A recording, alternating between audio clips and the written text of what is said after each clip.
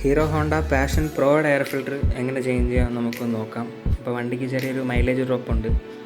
അപ്പം നമുക്കതെങ്ങനെ മാറ്റാമെന്ന് നോക്കാം. അപ്പോൾ വണ്ടിയുടെ കീ ആദ്യം ഊരിയെടുത്തിട്ട് നമ്മുടെ സീറ്റിൻ്റെ അടിഭാഗത്തുള്ള ലോക്ക് സെറ്റ് ഉണ്ട്, നമ്മുടെ ഒരു ഹുക്ക് ഉൾപ്പെടെ വരുന്ന ലോക്ക് സെറ്റ് ഉണ്ട്, അതിലിട്ടൊന്ന് വലത്തേക്ക് ഇറക്കുമ്പോഴത്തേക്ക് ആ ഹുക്ക് അൺലോക്ക് ആവും. അപ്പോൾ അതിൻ്റെ തൊട്ട് പുറകിൽ തന്നെ ഒരു ലിവർ നമുക്ക് കാണാൻ പറ്റും. ആ ലിവർ പിടിച്ചൊന്ന് താഴേക്ക് വലിച്ചു കഴിഞ്ഞാൽ നമ്മുടെ സീറ്റ് സിമ്പിളായിട്ട് ഊരി വരും. അപ്പോൾ ഇത് ഒട്ടുമിക്ക എല്ലാവർക്കും അറിയാം. അപ്പോൾ നമുക്ക് ഈ സീറ്റ് ഊരി എടുത്തിട്ട് നമുക്കിങ്ങനെ മാറ്റി വയ്ക്കാം. എന്നിട്ട് വണ്ടിയുടെ ഇടത് ഭാഗത്തുള്ള സൈഡ് കവർ സ്റ്റാറിൻ്റെ സ്ക്രൂ ഡ്രൈവർ ഉപയോഗിച്ച് നമുക്കൊന്ന് അഴിച്ചെടുക്കാം. അപ്പോൾ ഈ സ്ക്രൂ അഴിച്ചെടുക്കുമ്പോഴത്തേക്കാണ് ഇതിൻ്റെ തൊട്ട് മുകളിൽ വലത് ഭാഗത്തായിട്ട് സൈഡ് കവറിൻ്റെ വലത് ഭാഗത്ത് ഒരു സ്റ്റാർ സ്ക്രൂവും വാഷറും കൂടി വരുന്നുണ്ട്. അതും കൂടി നമുക്ക് അഴിച്ചെടുത്ത് മാറ്റി വയ്ക്കാം. എന്നിട്ട് നമ്മൾ ഈ സൈഡ് കവർ നമ്മൾ അഴിച്ചെടുക്കുമ്പോഴത്തേക്ക് പ്രത്യേകം ശ്രദ്ധിക്കേണ്ട ഒരു കാര്യമുണ്ട്. നമ്മുടെ ടാങ്കിനടിയിലും അതുപോലെ തന്നെ സൈഡ് കവറിൻ്റെ വലത് ഭാഗത്തുമൊക്കെ പ്ലാസ്റ്റിക്കിൻ്റെ ലോക്കുകൾ വരുന്നുണ്ട്. അപ്പോൾ അതൊക്കെ പൊട്ടിപ്പോവാതെ തന്നെ നമ്മൾ ശ്രദ്ധിച്ച് നമ്മൾ അഴിച്ചെടുത്താൽ നന്നായിരിക്കും. പറയാൻ കാരണം എന്ന് പറഞ്ഞാൽ ഒട്ടുമിക്ക പേരും ഇത് പുറത്തേക്ക് വരാത്തതുകൊണ്ട് വലിച്ചെടുക്കും. അപ്പോൾ ഈ ടാങ്കിനടിയിലുള്ള ഈ ഹോളിനകത്ത് സൈഡ് കവറിൻ്റെ ഒരു ലോക്ക് വരുന്നുണ്ട്, പ്ലാസ്റ്റിക് ലോക്ക് വരുന്നുണ്ട്. ആ ലോക്കും പൊട്ടിപ്പോവാതെ സൂക്ഷിച്ചാൽ നന്നായിരിക്കും. അല്ലെങ്കിൽ പിന്നീട് നമ്മളത് ഒട്ടിച്ചൊക്കെ വെക്കേണ്ടി വരും. അപ്പോൾ വണ്ടി വൈബ്രേഷനും കാര്യങ്ങളൊക്കെ വരാം. അപ്പോൾ ഈ ബ്ലാക്ക് ബോക്സിനകത്താണ് എയർ ഫിൽറ്റർ വരുന്നത്. ഒരു 5 സ്റ്റാർ സ്ക്രൂ വരുന്നുണ്ട്. അപ്പോൾ നമുക്കതും ഓരോന്നായിട്ട് അഴിച്ചെടുക്കാം. വണ്ടിയുടെ എൻജിന് വർക്കിങ്ങിന് ആവശ്യമായിട്ടുള്ള എയർ അകത്ത് സക്ഷൻ നടക്കുമ്പോഴത്തേക്ക് ഫിൽറ്റർ ചെയ്ത് എത്തിച്ചു കൊടുക്കുക എന്നുള്ളതാണ് എയർ ഫിൽറ്ററിൻ്റെ ജോലി. അപ്പോൾ അതിൽ നല്ല രീതിയിൽ പൊടിയും കാര്യങ്ങളൊക്കെ പിടിച്ചിരുന്നാൽ അകത്തേക്ക് പോകുന്ന എയറിൻ്റെ അളവിൽ നല്ല രീതിയിൽ കുറവ് വരും. അപ്പോൾ എയറിൽ കുറവ് വരുമ്പോഴത്തേക്ക് ആ ഒരു ഗ്യാപ്പ് ഫില്ല് ചെയ്യാൻ വേണ്ടിയിട്ട് അത്രയും കൂടുതൽ പെട്രോൾ കൂടി കാർബറേറ്റർ അകത്തേക്ക് കടത്തി വിടും. അപ്പോൾ അങ്ങനെയാണ് നമുക്ക് മൈലേജ് ഷോർട്ടേജ് ഉണ്ടാകും.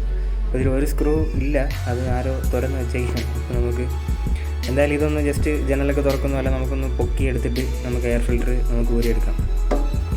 അപ്പോൾ എയർ ഫിൽറ്ററിൻ്റെ അവസ്ഥ നമുക്കിവിടെ കാണാൻ പറ്റും. നല്ല രീതിയിൽ പൊടിയും കാര്യങ്ങളൊക്കെ പിടിച്ചിരിക്കുകയാണ്. അപ്പോൾ ഇത് മാറ്റാനുള്ള സമയമായി. അപ്പോൾ നമുക്ക് ഇതിൻ്റെ വലത് ഭാഗത്ത് അതൊരു ചെറിയൊരു ക്ലാമ്പ് കാണാൻ പറ്റും. നമ്മളതിൽ പിടിച്ചിങ്ങനെ പുറകോട്ട് വലിച്ചു കഴിഞ്ഞാൽ എയർ ഫിൽറ്റർ നമുക്ക് ഊരിയെടുക്കാം. അപ്പോൾ ഊരിയെടുത്തിട്ട് നമുക്ക് ഈ ബോക്സിനകത്തുള്ള പൊടിയും കാര്യങ്ങളൊക്കെ നല്ല രീതിയിലൊന്ന് തുടച്ച് വൃത്തിയാക്കി എടുക്കാം.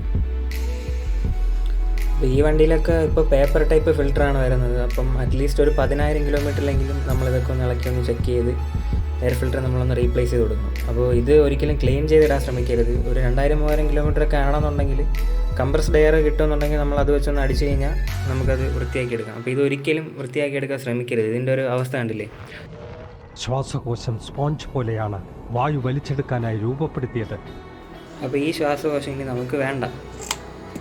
ഇപ്പോൾ പുതിയ എയർ ഫിൽറ്റർ ഞാൻ വാങ്ങിയിട്ടുണ്ട്. നമ്മുടെ ഹീറോയുടെ തന്നെ ഒറിജിനൽ സ്പെയർ നമുക്ക് എല്ലാ കടകളിലും വാങ്ങാൻ കിട്ടും. 165 രൂപയാണ് ഇതിന് വില വരുന്നത്. അപ്പോൾ പഴയതും പുതിയതും തമ്മിലുള്ള ആ ഒരു വ്യത്യാസം നമുക്ക് കളർ നോക്കുമ്പോഴത്തേക്കാണ് നമുക്ക് നല്ല രീതിയിൽ മനസ്സിലാവും. അപ്പോൾ ഒരു പച്ച കളറൊക്കെ വരുന്ന ഡ്യൂപ്ലിക്കേറ്റ് എയർ ഫിൽറ്ററൊക്കെ നമുക്ക് കടയിൽ കിട്ടും. 65 രൂപ മുതലൊക്കെ ഉള്ള അതിന് വില. അപ്പോൾ നമ്മൾ അത് വാങ്ങിച്ചിട്ട് കഴിഞ്ഞാൽ കുഴപ്പമെന്ന് പറഞ്ഞു കഴിഞ്ഞാൽ എയർ ഫ്ലോയിലൊക്കെ നല്ല രീതിയിൽ വ്യത്യാസം വരും. അപ്പോൾ വീണ്ടും നമുക്ക് ആ ഒരു കറക്റ്റുള്ള മൈലേജ് ഒന്നും കിട്ടത്തില്ല. അപ്പോൾ ഇതാണ് പുതിയ എയർ ഫിൽറ്ററിൻ്റെ ആ ഒരു നിറം. അപ്പോൾ നമുക്ക് ഈ കളർ വെച്ച് തന്നെ ഇത് മാറ്റാറായില്ല എന്നൊക്കെ നമുക്ക് മനസ്സിലാക്കാൻ പറ്റുമെന്ന് ഇപ്പോൾ മനസ്സിലായില്ലേ? അപ്പോൾ നമുക്ക് ആ ഒരു പഴയ നെറ്റിലേക്ക് നമുക്ക് ഈ എയർ ഫിൽറ്റർ ഇട്ടിട്ട് നമുക്ക് വണ്ടിയിൽ ഇത് തിരിച്ച് ഫിക്സ് ചെയ്യാം. അപ്പോൾ ഇങ്ങനെ പേപ്പർ കൊണ്ട് നിർമ്മിച്ചിട്ടുള്ള എയർ ഫിൽറ്ററുകൾ നമ്മൾ പറയുന്നത് പേപ്പർ ടൈപ്പ് ഫിൽറ്റർ എന്നാണ്. അപ്പോൾ ഇതെന്ന് പറയുന്നത് സ്പോഞ്ച് ടൈപ്പ് ഫിൽറ്ററാണ്. അപ്പോൾ ഇതിൻ്റെ ഒരു പ്രത്യേകത എന്ന് പറഞ്ഞാൽ പെട്രോളോ ഡീസലോ എന്തെങ്കിലുമൊക്കെ ഉപയോഗിച്ച് നമുക്കിത് ഇളക്കി എടുത്തിട്ട് കഴുകിയിട്ട് തിരിച്ചിടാം. അപ്പം എല്ലാവരും അങ്ങനെ ചെറിയ കിലോമീറ്ററുകളിലൊക്കെ ആണെങ്കിൽ നമുക്കങ്ങനെ ചെയ്യാം. പക്ഷേ ഒരുപാട് ഓടി ചെയ്ത് നമ്മൾ മാറ്റിയില്ല എന്നുണ്ടെങ്കിൽ ഇത് പൊടിഞ്ഞ് കാർബറേറ്ററിനകത്ത് ഇറങ്ങിയിട്ട് ഉള്ളിലേക്ക് പോകാനുള്ള സാധ്യത വരും. അപ്പോൾ കാർബറേറ്ററൊക്കെ ബ്ലോക്ക് വരാൻ ചാൻസ് ഉണ്ട്. അങ്ങനെ വന്നു കഴിഞ്ഞാൽ പിന്നെ വണ്ടി മിസ്സിങ് കാണിക്കുകയൊക്കെ ചെയ്യും. അപ്പം കാർബറേറ്ററിലൊക്കെ അതിൻ്റെ ജെറ്റും കാര്യങ്ങളൊക്കെ നമ്മൾ ക്ലീൻ ചെയ്ത് കൊടുക്കേണ്ടി വരും. അപ്പോൾ അതുകൊണ്ട് കഴിവതും ഇത് മാറ്റാൻ തന്നെ എല്ലാവരും ശ്രമിക്കുക. ചെറിയ എമൗണ്ടല്ലേ ഉള്ളൂ. അപ്പോൾ ഇത് റീപ്ലേസ് ചെയ്യാം. അപ്പോൾ ഇതെന്ന് പറയുന്നത് വിസ്കോസ് ടൈപ്പ് എയർ ഫിൽറ്ററുകളാണ്. പേപ്പറാണ് വരുന്നത്. അപ്പോൾ ആ പേപ്പറിന് പുറത്തൊരു എണ്ണമയം പോലെ നമുക്ക് കാണാൻ പറ്റും. എന്ന് പറഞ്ഞാൽ ഒരു ഓയിൽ അപ്ലൈ ചെയ്തിട്ടുള്ള ഒരു പേപ്പറാണ് വരുന്നത്. അപ്പം കൂടുതൽ ഡസ്റ്റ് പാർട്ടിക്കിൾസൊക്കെ ഒന്ന് അബ്സോർബ് ചെയ്തെടുക്കാൻ വേണ്ടിയിട്ടാണ്. അപ്പോൾ അങ്ങനെ ആ ഒരു ഓയിലി ആയിട്ടുള്ള ഒരു പേപ്പർ ഇതിൽ വെച്ചിരിക്കുന്നത്. അപ്പോൾ ഇതും റീപ്ലേസ് ചെയ്യേണ്ട സാധനം തന്നെയാണ്. ഇത് നമ്മൾ ഒരിക്കലും ക്ലീൻ ചെയ്തിടാൻ ശ്രമിക്കരുത്, ഒട്ടും ശ്രമിക്കരുത്. ഇപ്പോൾ കൃത്യമായ ഇടവേളകളിൽ തന്നെ നമ്മൾ റീപ്ലേസ് ചെയ്യണം. ഇത് യമഹ റേയിലൊക്കെ വരുന്ന, അതായത് ഗിയർലെസ് സ്കൂട്ടറിലൊക്കെ ഇതേപോലത്തെ ഫിൽറ്ററാണ് ഇപ്പോൾ കണ്ടുവരുന്നത്. പുതിയ എയർ ഫിൽറ്റർ ആ നെറ്റിലേക്ക് നമുക്ക് ഇറക്കി വെച്ചിട്ട് വലത് ഭാഗത്തോട്ട് അതിൻ്റെ ക്ലാമ്പ് വരുന്ന രീതിയിൽ ആ വെട്ടിനകത്തേക്ക് ഒന്ന് പ്രസ് ചെയ്ത് ഇറക്കി കൊടുത്താൽ മതി.